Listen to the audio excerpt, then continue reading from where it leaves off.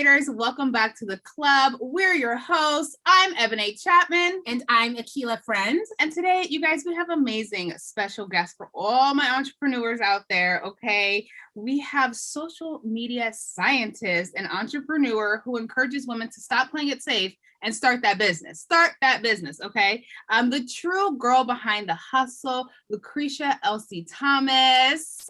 How are you? Thank you. Thank you so much. What an amazing intro. Yes. Thank you guys. So happy to have you here. And I'm sure the digital hustlers listening are also ready to get all the gems. So how about we jump straight into it with learning first a little bit more about you. Can you give the folks a little background on who you are, where you're from, and kind of how you got started overall? Yeah, of course. My name is Lucretia, as you said. I'm from Chicago. So I got started with being an entrepreneur by getting fired. I know sometimes they say like I jumped but I got fired. So that's how I got pushed into entrepreneurship. So I started in corporate America and I had my business part-time at the time. And when I was fired, I had the choice either to find another corporate position or to choose to create the life that I wanted to live by doing the work that I wanted to do. And I chose the latter. And I've been an entrepreneur ever since. That's amazing. Really? What did you, so you said you worked in corporate America. I'm curious, like, were there any transferable skills, or in a sense, the reason that you were let go kind of was the reason where you said, you know what, this is actually what I should be focusing on anyway. So let me double down in that. I'm curious, how did the two work together? You know, I feel like there's always transferable skills that you can use. So I was in custom print, doing customer service as well as training and management.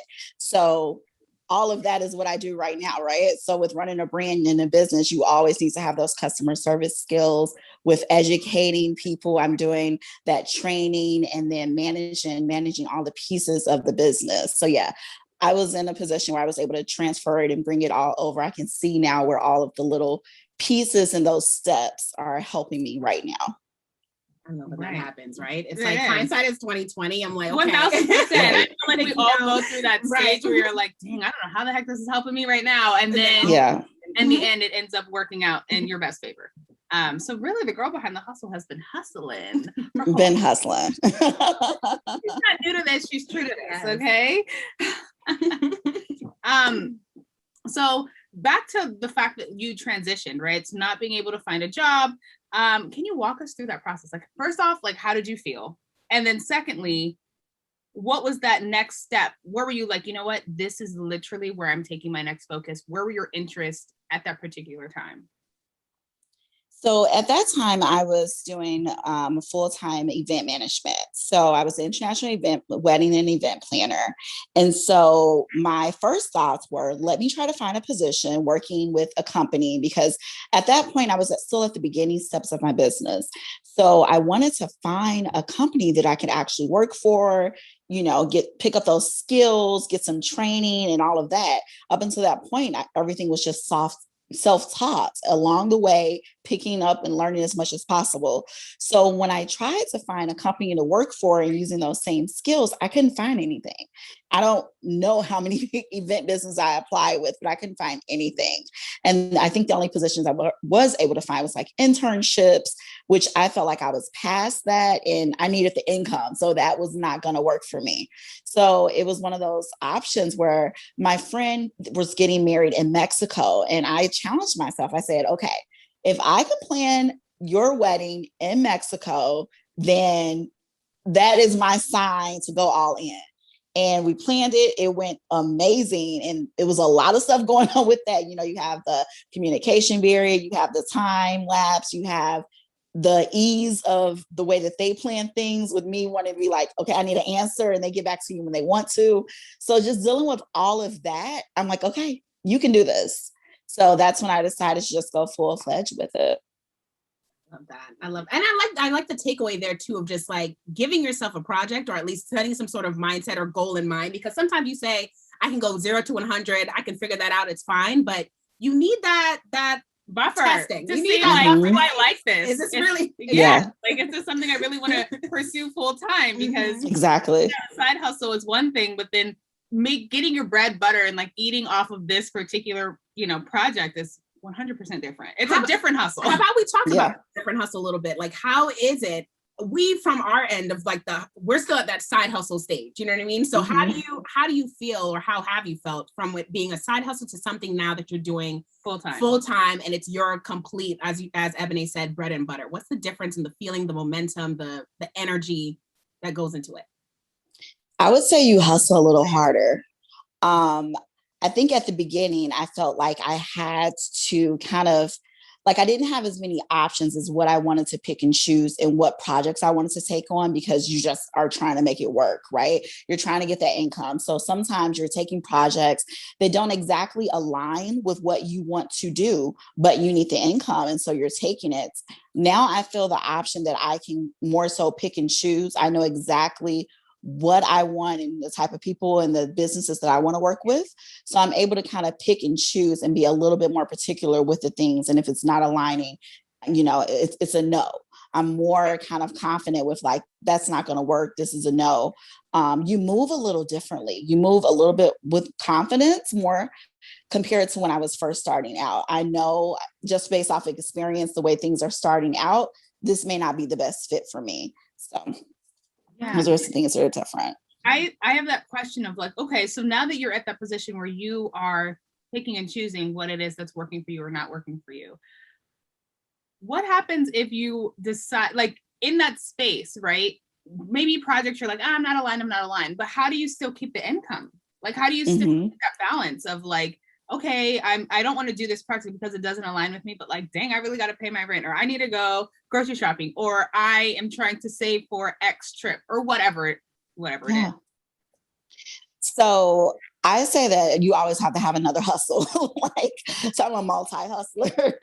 So you just always have to have another stream of income. I don't believe in just having one stream of income. So if this is not working, or like you said, if the jobs aren't coming in with this, just being able and being open to pivoting and using another skill to make another stream of income. You have to have something in your back pocket, some sort of skill that you can always use to create an income for yourself. That's a word. That is definitely a word. I want to, just because, I feel like if you don't know, after this episode, you're definitely going to know about Lucretia and Girl Behind the Hustle, but I want you to give our listeners, our viewers, a snapshot, a log line, a tagline. What is Girl Behind the Hustle, and what do you do on a daily to make it thrive? So we're a podcast and online community that encourage women to stop playing it safe, start that business, and keep going. So we do that through the podcast, where we're sharing stories, business and marketing tips, as well as through educational classes and events that we're hosting, sharing social media tips, marketing tips to help you build your business, and things that you need to know that go on behind the hustle. So one reason I started is when I was first starting out, I couldn't find the resources. I was on Google University, YouTube University. I couldn't find the resources. And the people who I looked to, who I felt like had the resources, either they were charging up the yin yang because they could, right? Or they weren't sharing them, or I didn't have access to those people at all because they were at such a higher level. You can't just pull up on them, you know what I mean? And so maybe they didn't have a podcast, or they didn't have a book and things like that, where they had the outlet to share the resources or even offer mentoring. So I wanted to create something where people can actually have access to resources and to mentors through the podcast, because like I said, you can't pick up the phone and call these people, but you can hear their story on the podcast, and you can find out the tools that they're using and things that they did to grow their business. And you can learn that way as well. Love it. Yeah. So necessary. And it's crazy because sometimes you think of these sort of ideas and you think, oh, it has to have been done already. You know what I mean? It's you're talking about business, you're talking about the girl behind the hustle, the, mental wellness, physical wellness, all that when it comes to growing your business and the confidence to start your business. You think, okay, something like this exists. And yet you put your own twist on it. And I think it's a testament for everyone to just understand that it's whatever you have, your idea is still valid. And as long as you put a lot of pressure behind it and hustle behind it, it can thrive. And so absolutely. And I just even add on to that point, I think Lucretia, what you were saying too, it's like when you are looking for resources, there's such like a glazed overview of like what it even is that they're doing. Half the time I listen to interviews and I'm like, wait, So what exactly did you do to get to where, like, what exactly are you teaching? Like, I'm unsure. Like, I heard your story, but like, how do I apply that to myself? Yeah. And like that's where I'm like, I don't see myself in that because you're a CEO of X company and like, I didn't get any tangible steps on how you advanced. So I want to get into that. So let's dive into that. So there's a few things here. First off, so Girl Behind the Hustle has been just started 2 years ago, you guys, which is amazing. I mean, she went from 0 followers to 43.8 thousand followers on Instagram. Okay, so woot woot woot to you. That is amazing. That is intense growth. And so I want to know there's tricks, there's formulas. You say that there's a science to social media. What exactly does that mean? So, and I appreciate how I talked about this is like the unsexy part, the science to social media. So pretty much knowing exactly before you get on social media, what are your business goals? So my main business goal was to build brand awareness. There's so many other businesses in the market that are similar to mine, right? So how can I bring people to my page? What do I need to do to build the brand awareness? And so my strategy was pretty much using shareable posts, things that people will want to reshare on their page, things that they would want to share with their friends. So that's how I wanted to build my brand awareness so that people then, once you're aware of my brand and you come to the page and now you see the value that's being offered, now you want to stay, you want to hang out, you want to be a part of the community. So knowing what your goals are before you start and create your marketing strategy with social media, making sure that it's feeding into the bigger plan of your brand. It's always important before you're starting a social media page. That's, I mean, it's important. And I think for me, the main question is is that different in terms of creating that shareable content for a brand, a business that can, quotes and memes and tips and tricks versus actual people. If you are yourself or the brand, is that the same kind of science that you would say to apply, or is it somewhat different? I think it's different. So I think the big difference between a personal brand and building a business brand is that your personal brand is you need to always show up just very authentically as yourself. And the people who fall in love with your story, who can relate to your story, they're going to connect with you. They're going to see themselves in your story, and that becomes your community. But you always want to stay true to yourself. You're taking us along in your life. You're not curating something to make it seem different from what it is. We're just following you. So content is easy when you're just showing us what you do on a daily basis. We're following your story and we're just traveling with you. And then if I fall in love with your story, then yes, I want to follow you. I want to see what you're doing on a daily basis. Yeah. So you mentioned also when it comes to the brand itself, Girl Behind the Hustle, like you had a strategy, you went through it, it was shareable content and brand awareness. Did you ever alter your brand, or at least what you thought Girl Behind the Hustle would become while you were kind of putting content out there? Like how has it changed from the first couple weeks to 3 months later to now. 6 months later to now, Yeah. It's definitely changed. It's always changing. It's one of those brands and one of those things where I always want to be open to what it becomes. So originally I wanted to focus more so on the wellness aspect of it. Once I started focusing on the wellness aspect, I saw that people were tapping me for business strategy and social media strategy. So that's the transitional period that we're in now, going from the wellness, the mindset, the self-care, into let's talk about strategy. Because I love the quotes and the mindset's important. Mindset's always the first step. But I want to teach you how to get money. Like I want to teach you how to get paid with social media. And I think a lot of us just maybe don't have the access, don't have the tools, don't understand everything that goes behind it.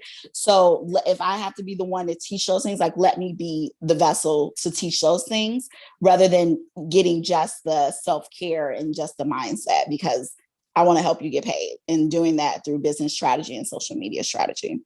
Love that. Yeah, I think that that's great. And I think that it's funny because as a business, like, especially like, we could talk from our own perspective that things are always changing. And I think being okay with the change is scary and it's difficult and hard. And, you're trying to like, you put out this one idea of what you think it's supposed to look like. And then as it progresses, like it just changes naturally, and you being okay with like adjusting? How is that for you? Like adjusting period of like, or like how are you able to be content? How are you able to be consistent in your content, in your posts and everything, while in the back of your head you are changing? So I just think that's just a life skill that I have, with being okay with the changes in life and applying those same okayness that I am with the changes that happen in my life to business. So I have my board of directors, per se, my goal friends that I go to when I'm in that transitional period, or I'm feeling like something needs to change. I'm feeling a pull and a tug. Can I ask your opinion about this? And so I have that trusted board of people around me that I can go to and say, I see that you've been through this. I noticed this happened with your brand. How did you handle it? Does it make sense? What are you seeing that I'm not seeing within my brand? Does this change make sense? And so I have a couple of people that I talk to, maybe 4 or so, not too many, and they all can tell me different things about my brand to make sure that I'm going in the right direction. So it sounds like having a good sounding board piece of people who are maybe not, working directly with you, but someone who has like an outside view of your brand, and to be like, hey, like, actually, I think that would be super dope if you did that. Or, you know what, I don't really think that connects with you at all. Exactly. Yeah, I think that's dope to kind of pull on some friends. How do you pick those people though? Because it's one thing if they're like, lifelong friends or just, whatever, but if they're not, or if they are even, not every friend sometimes you go to for that specific thing. Like, how do you decide to say, this is a friend, an associate, someone that I know that I want to trust with my ideas, and that I want to trust that if they give me this feedback, I'm going to receive it openly and apply it? So I look at how they've ran their life as well as their business, right? So I have one friend, she has a podcast, the Sunday Jumpstart podcast. So I can chat with her about growing the podcast and things that she's done. I have another friend who does brand management and influencer marketing. So I can chat with her about the branding aspect. I have a lifelong friend who's seen all of my transitions. So I can talk with her like, okay, this is another transition. And we've been friends since 2nd grade. So she knows it all, right? So everyone I've met at different parts of my life, and they all have different skills. So they can all help me see something differently than I would see for myself. So just seeing how they've ran their businesses or how they're living their life, just using that discretion, it helps me choose people to tap for those things. Yeah. Love it. And so Girl Behind the Hustle, it's a one-man band. Are we? It is. Okay. Yeah, it is. Yeah. So it being a one-man band, I want to know, we want to know, the audience wants to know, how are we keeping it together? How are we moving a train along with so many followers that comes with way more expectations on your social media, comes with how often are you posting? How, we'll start with that question and we'll go down the list. Yeah. So often am I posting? That varies. It can go from a minimum of 2 to, depending if I'm promoting or running a campaign, it can be about 4 to 5 posts a day. This is a kind of slow period right now. I just finished the Girl You Deserve campaign. I was up to about 4 posts a day, but now it's like a transitional period before I started something else. So I'm about 2 posts a day. Sundays I rarely post, and if I do, it'll be like 1 post a day. So it varies. Sorry, we're talking on your feed, or that includes stories. We're only talking about Instagram, by the way. So so that's the feed. That's the feed. It's on the feed. Yeah. Right. So that's the feed. Wow. Okay. So what is the strategy behind that? Like, because it's one thing to say, this is what I'm doing, I'm posting the post, but is there, again, going back to the science, is there a reason why it's beneficial to you to post this or that many times a day? So I go by what's going on in the community. So I pay attention to my analytics and to my data. So looking at if I'm posting once a day, how people are reacting, what's going on with that trend versus when I post 5 times a day. Is that content being seen? Is it worth me posting 5 times a day? So I read my data and my analytics, and that's how I determine how many times to post. That's why it's sometimes hard when you listen to people and they're like, post 3 times a day, post 4 times a day. It doesn't apply to every account. It truly doesn't, right? And so you have to really look at your data and see what makes the most sense for your brand. Are you even getting clients off of social media? Do you even need to be on Instagram? Like, you really have to look at your data and see what makes the most sense for your business. So for my business, it makes sense for me to do between 1 to 5. The sweet spot is about 3. It's about 3 posts a day. And I also have to look at other brands doing similar things within my industry. So if I'm saying I'm going to be a part of this industry, marketing and education, and another brand's posting 5 times a day, and I'm only showing up once a day, and knowing that I have a global brand, they're asleep when I'm posting, So it's like, I can't just do that and I'm not going to access people. The post won't be visible. Sure. Very true. Wow. So then let's step back then. So Yes. you decided multiple times a day for a given week, given campaign, what have you. Now it's like, for me, I'm thinking, well, how do you come up? Wait, how are you creating that? Now that we know it's 3, what are 3 different things that I'm going to say per day that makes sense? Like, for what's a full week? Like, how is your content batching? Like, how are you planning it out? And are you doing like, okay, Sundays, I don't do anything, so I'm going to plan out my full week. I'm going to plan out full 2 weeks. Like, what does that look like? Okay, so top of month, end of month, I plan for the month. So that starts by looking at my content pillars. Your content pillars are going to be the different topics that you post about, either for your business or the chapters of your story that you're going to tell for your personal brand. So once you start with that and you have these categories, I look at my full month and decide which days am I going to talk about each particular topic as it relates to the business. When am I going to talk about mindset, wellness, education, business strategy? What days am I going to post about that? So that's a full month, right? Then on Sundays, I then go into a little bit more detail, maybe something changed. So then I'll go and I'll outline a post, every post for the week. I'll plan those out on Sunday. So I just get a little bit more detail on Sundays for the week. Preparation is key. That's like literally the fact of life. We're definitely trying to get there. And it's no different online. So that's what we hear now.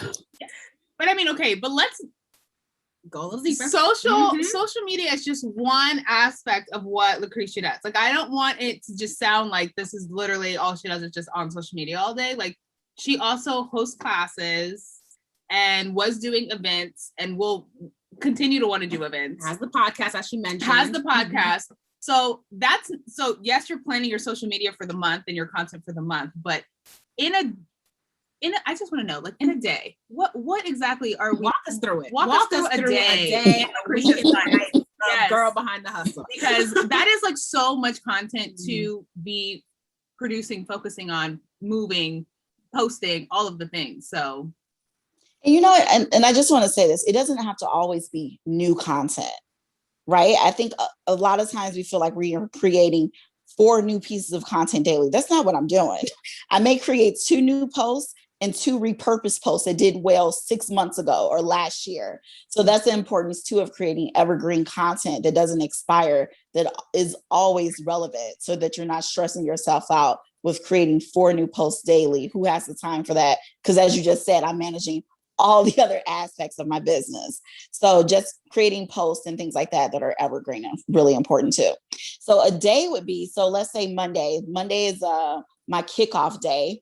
So I'm going to be up extra early, getting my emails done and scheduled before other people wake up so that I can get those out to them. What is extra early? Is that like 4 a.m, 5 a.m? You know what? Like, yeah, you're right. Let's talk about that. So for me, that's about 5:30. I know some people are part of that 3 a.m. club, 5 a.m. club, but I'm about extra early. For me, it's about a 5:30 morning.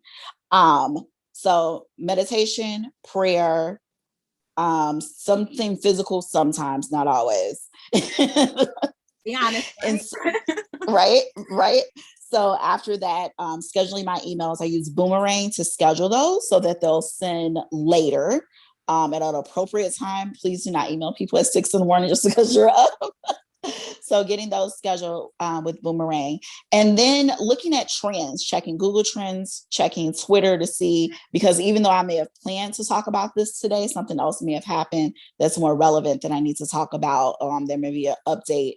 And one thing about my brand is I always want to be like the most, like the go-to for whatever's new, right? So I don't want to be behind.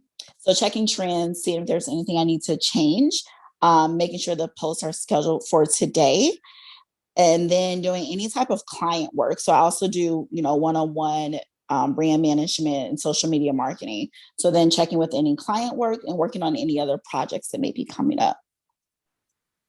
And then I have my daughter too. So working that into, that's the part I don't talk about, right? Right. I was like, that's the part we need to know, because also I'm thinking it's one thing. I'm like, oh my God, it's one thing to be, to have all this planned. And I think I love it, to be honest, because it showcases when you are in your purpose and you know what you're doing and you love what you're doing. Like your 9 to 5 is truly that 9 to 5. Like you can make it work.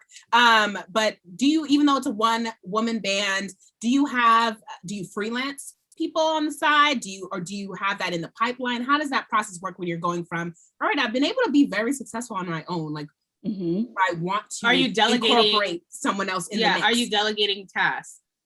So that's in the future.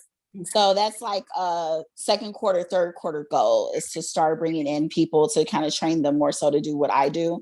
Also sending out the podcast with Fiverr to start being edited, the notes to be created with that.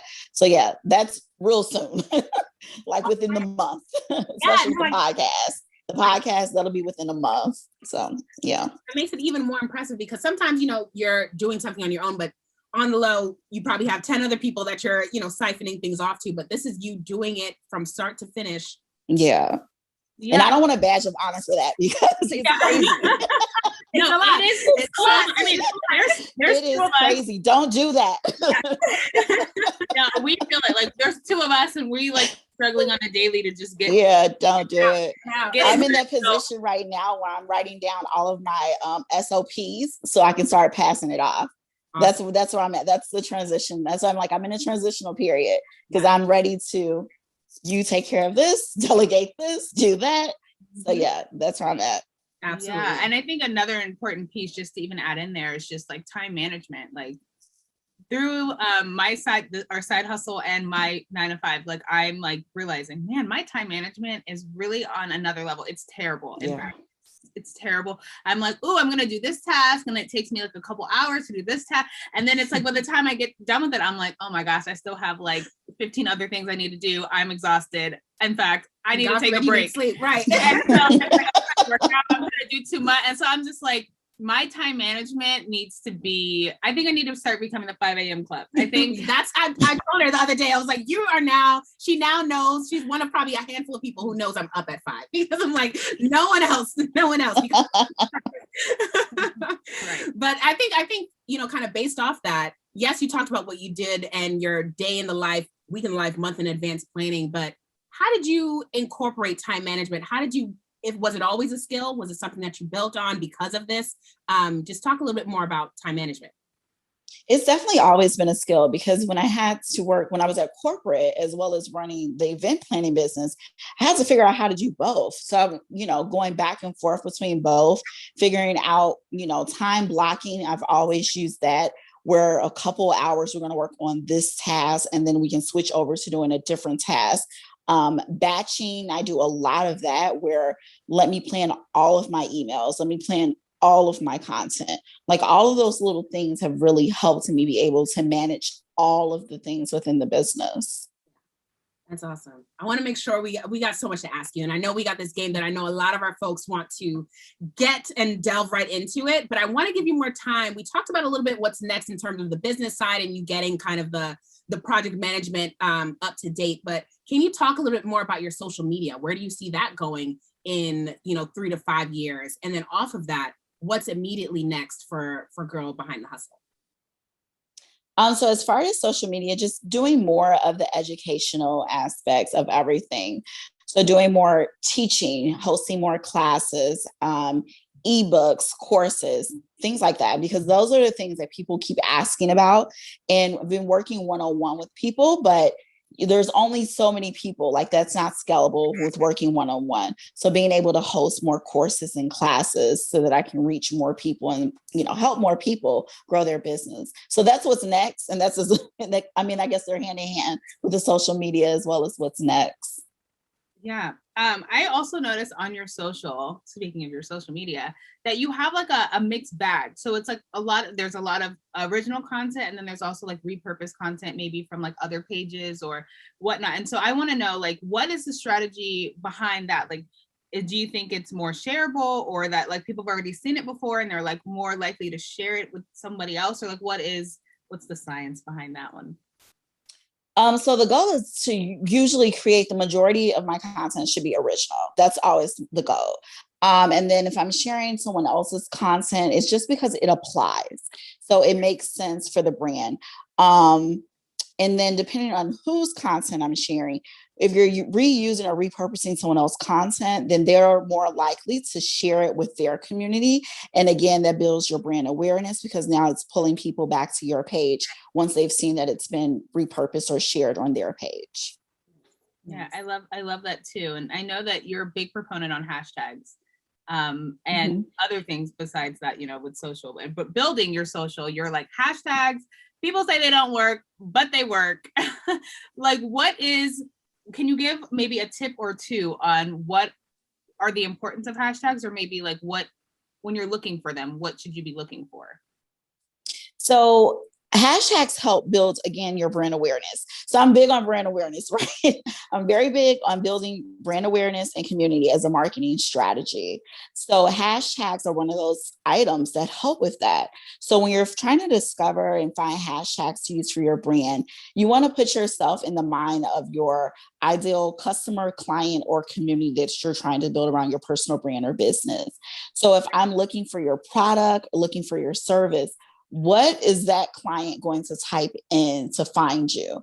And so if you think in terms of that, making it more general, not using technical words that they don't know or would never type into a search bar, then you're able to choose hashtags a little bit better, as well as choosing hashtags that kind of complement whatever the product and service is that you're offering. Good point.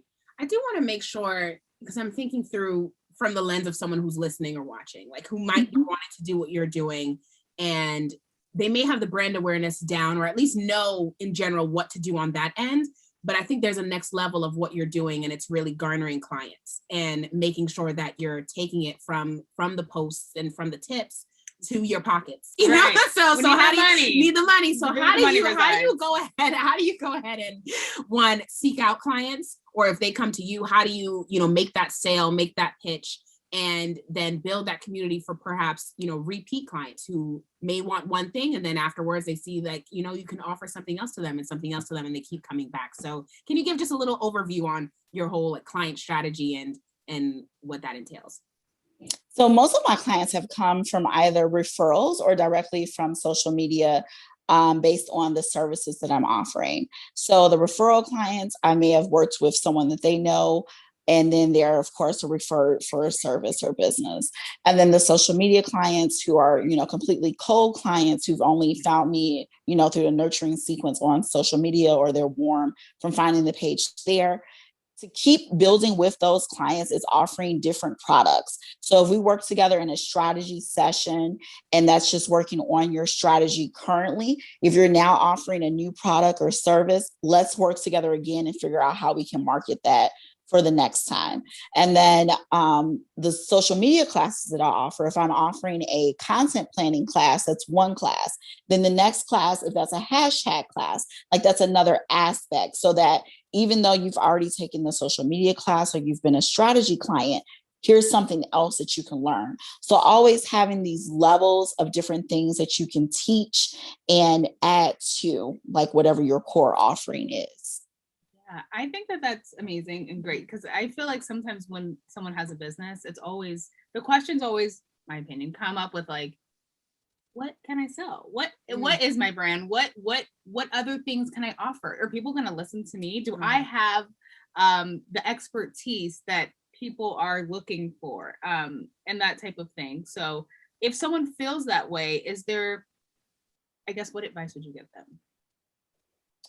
Start with serving. So how can you serve your community? How can you serve your client base? So in what way can you help? And you start by looking at how can I help and how can I serve? Then you'll think of products to create based off of going from a serving perspective. Because if you're really trying to help someone in some capacity with their business or to grow personally, you can think of some sort of product or service to help with that. Right. I love that. Okay. Well, we are complete humans over here. And I know that you offer your business, it's wellness, there's balance, so I wanted to know, like, I guess you said you started off with it, but look, what was that why did you want to add that part into the business? Like, we're all about hustling over here. We're getting our money. We are, learning about content strategy and building our brand and starting our businesses. So what about that wellness piece for you was like, this is really important for me to emphasize, and I really want to make sure that I give this to my audience as well? So I think a lot of times when I talk to people, when they say, the hustle, people are always like, the hustle doesn't stop, but the hustle does need to stop. Like, it needs to pause. Women, we have the tendency to carry a lot of things. And so that's why I also want to focus on the girl behind the hustle. We're focusing on the woman behind the hustle. We have a tendency to do way too much and carry a lot of on our plates. That leads to a lot of health conditions, heart disease, and all of those things, stress conditions, anxiety, all of these things, because we're not taking time to pause, taking time to make sure that our cup is full so that we can do all the things in the world that we need to do. But if we don't take those moments to actually pause, reflect, renew, and pour into ourselves, we can't do the work. There's no way that you can do the work when your cup is half empty, when you haven't taken the time to even check in with yourself, make sure you're breathing okay, make sure you're okay, right? You can't keep hustling, and you can't hustle well unless you're well. Love that. You know what? Speaking about being well, guys, we work really hard to do this show, and I think we do well at it. Okay. The best way you can support us is to share this show with a friend and to subscribe to our YouTube page or on Apple or Spotify podcasts, all at the Black Creators Club. And when you do, please rate, leave a review on the podcast page, or just comment on the show on YouTube and tell us what you like, what you didn't like, what you'd love to see next. We'll read fan shout outs on air. And if you have any questions, suggestions for future guests or other topics, let us know that by contacting us at theblackcreatorsclub@gmail.com. Okay, listen, you already know what time it is. Okay, we're in season 2. Like, if you don't know what it is, you guys need to hop on the train. Okay, we are getting ready to play our game with Lucretia. We're so excited. So we are basically going to read off some scenarios, and Lucretia, you're going to tell us, as a hypothetical client, what we should do, not do, or whatnot. Okay. All right, here we go. Akila, do you want to start off? Sure thing. I think this person is ready for it. So the name of the game: hustle or stop in your tracks. Hopefully no one can ever do that. So let's talk about hustle 24/7. It's 2021, and your client finally decides that they're interested in monetizing on social. They realize there's all these apps out here. Which ones should they focus on? Which social media apps? I would probably recommend Instagram, but I actually would start with who their customer base is. So let's think about who your target market is.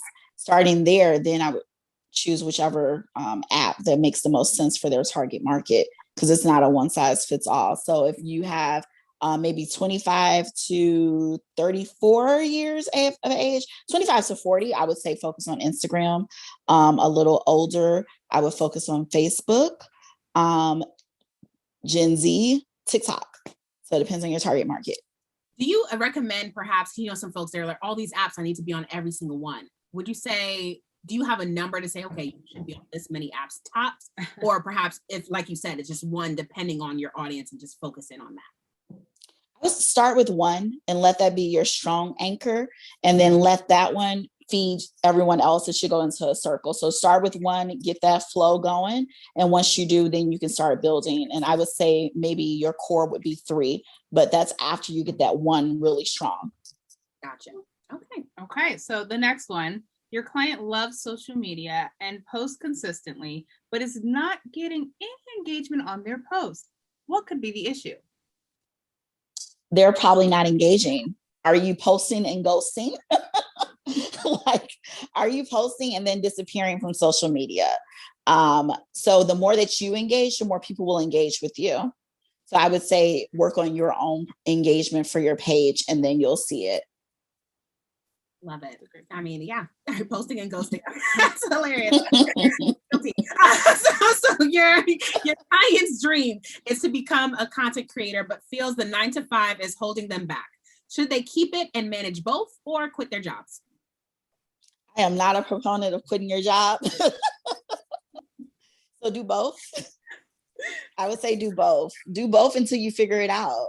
And then when you feel like you're in a comfortable position to quit your job, then quit your job. But do both. Keep that insurance. Like, yeah. Okay. Use that money to fuel your part-time. I don't know, but don't quit. Don't quit. Keep it strong, y'all. Yeah. Okay, your client has a bad case of what they call content paralysis, thinking too much about their content and social media strategy that they end up just not posting at all. What would you say to them? Figure out why are you posting? Like, once you start with the why, what's the reason that you're posting? If you're posting to reach your clients, then you need to be posting. You need to maybe take some time and figure out how you can help them on social media. What are some things that you can post about, and start there and come up with a posting strategy for the week, plan it out ahead of time so that you can show up more and be more consistent. That's great. So your client is starting a business and wants to sell something.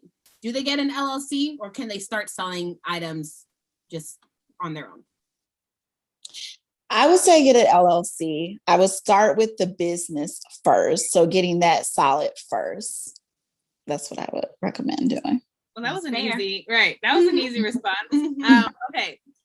Your client sees all these amazing creators that she'd love to collab with and build a relationship with. How should she reach out, especially if they are in a different follower bracket?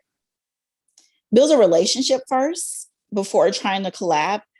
Build a relationship with that person first, as well as start interacting with their content to kind of build that relationship. And when you're reaching out to collab, make sure that it's something that's beneficial to both parties, and make sure you're doing the pitching because you're the one reaching out. Right. How do you come across like not creepy or like doing the most? You know, like, because some people you see you like comment, you're like, dang, you comment on everything. Like, this person is just doing too much on the gram. Like, you know, like, how do you post or interact or engage? That's not. I say be yourself, right? So that if you see someone walking down the street, or if you're running into someone within a social circle in person, how would you communicate with them? Would you approach them every single time? Would you say hi sometimes if you don't have a personal relationship? Just be yourself. It's just another avenue. Like, social media is just another avenue, but show up as yourself. If you're one of those people who you're engaging all the time, then I don't know, engage all the time. Like, if that's natural to you, that's not natural to me. So I wouldn't do that. But if I was one of those people, I would just be myself and show up that way.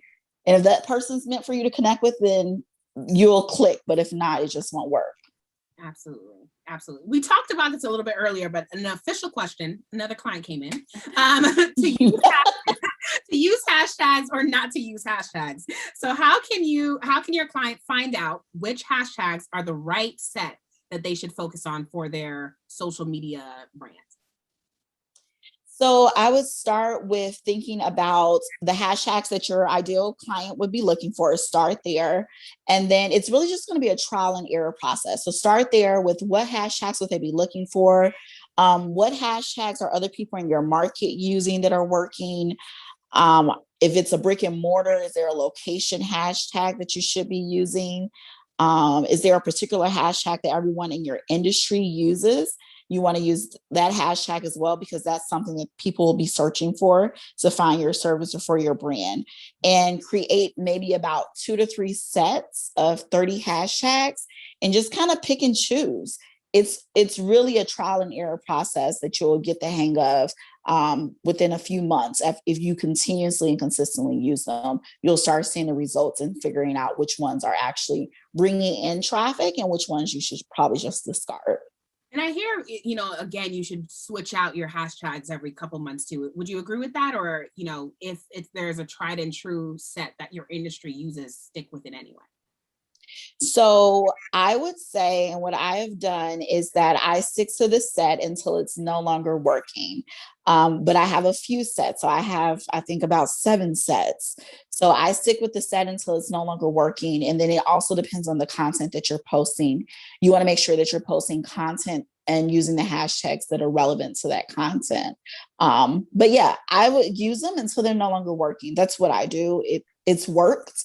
I know sometimes people say use them and then switch them out every month, but That's not something that I do, but I do, depending if my goal is changing for that month and I'm posting different content, then yes, they get refreshed at that point because they're no longer relevant.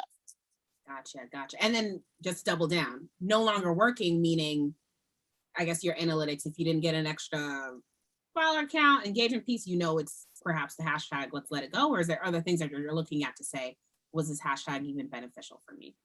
Yeah, definitely what you said, the analytics. So checking, that's why it's important to check your insights monthly as well as weekly.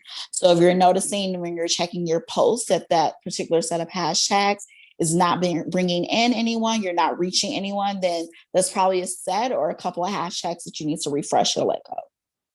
Awesome. Yeah. I know this was it for the game, but I'm curious. Now something just popped in my head too. Like, girl, I gotta ask the question. What else you asking? I am the client, client is me. So I'm just curious in terms of what is probably some of the major or the main questions, if there's a top question or top two questions that clients who are coming to you or coming to Girl Behind the Hustle are always curious about. If someone asks for a consultation, this is going to be the question that you get. I'm just curious, what's the biggest thing that folks are wanting to do within social media? The number one question I get is, how often should I post? That's the number one question. Do I need to post every day? How often should I post? So my answer to that is always, are you serious about using social media as a free marketing tool for your business? Because if we're looking at the full aspects, if you're building your business on social media, and this is one lane of your full marketing strategy and your full marketing channel, are you serious about it? And so if you are, how often do you want your clients to see your business, and what makes the most sense for your business? How often do you think you should show up? But that also depends on, your other strategies that you're using. Are you using email marketing? Are you doing some other collaboration where they're seeing your business that way? So looking at your full marketing mix, then deciding how often you absolutely need to show up on social media. Makes sense. Yeah, I think that you have given us a lot of things to think about. Coming from 9 to 5, side hustle, to making it your full-time position, growing that on social media. We have interaction. You guys need to be social on social media, okay? Don't just post and ghost. We got that one, okay? We need to make sure you guys are using the correct hashtags, trial and error. Do not give up on things that, you don't see working. Like, figure it out. There's like another way to move. I know we were talking about like Google searching, which actually I have a quick question about that too, is like your what do they call it? The SEO, like you're searching social media optimization or something like that. Right. And like how that engagement works, because is it just repurposing that content, making that podcast, making that blog post, making sure you are showing up on Instagram? Like, is that all helping your search optimization when it comes to like your brand and brand awareness? Oh, is it helping mine? Yeah, absolutely. So with me checking the, Google Analytics, then I can see exactly what's bringing people then to my website. So I can see what they're searching for to even land on the website. I can see who came from Instagram, who came from Pinterest. So checking all of that. Data is king. Finding all that data. Was that on Google? Where do you find that? That's on Google. That's all on Google. Yeah, that's on Google. Google is data is king. So just making sure that we're not just posting pretty posts and all of these things, but they're not getting us the results. So that's why it's so important that we're checking our data and our insights on social as well as on our website and all of these things, so that we're actually building a business. And so that these different things that we're doing that sometimes feel like it's taking a lot of our time, maybe it doesn't need to take your time up because you're not really it's not useful. So let's scratch that out and let's do something else. But if we're not checking our data, we don't know these things. So it's just very important to check data. Check your numbers. Know your numbers. Okay. I feel personally attacked on that one. I feel personally attacked on that one. I love it though. Tell the people where they can check you out. Like, where can they find out more about you? Any more questions for Lucretia and need more help with your social media and business growing, please go check her out. So Lucretia, where can they find you? So I'm on Facebook as well as Instagram and Pinterest at Girl Behind the Hustle. The website is girlbehindthehustle.com. Personal page is hey.lc. Love it. That's easy. Okay. And Akila girl, where can I find you on social? Hi, y'all. So you can find me chatting pop culture, business, and all things, television at Akila Friend. Ebony, where can they find you? You guys can find me on Instagram chatting Black-owned businesses at Ebony Chapman 12. And as usual, I hope that you all enjoyed today's episode and always abide by your ABCs. Always be creating. See you guys later.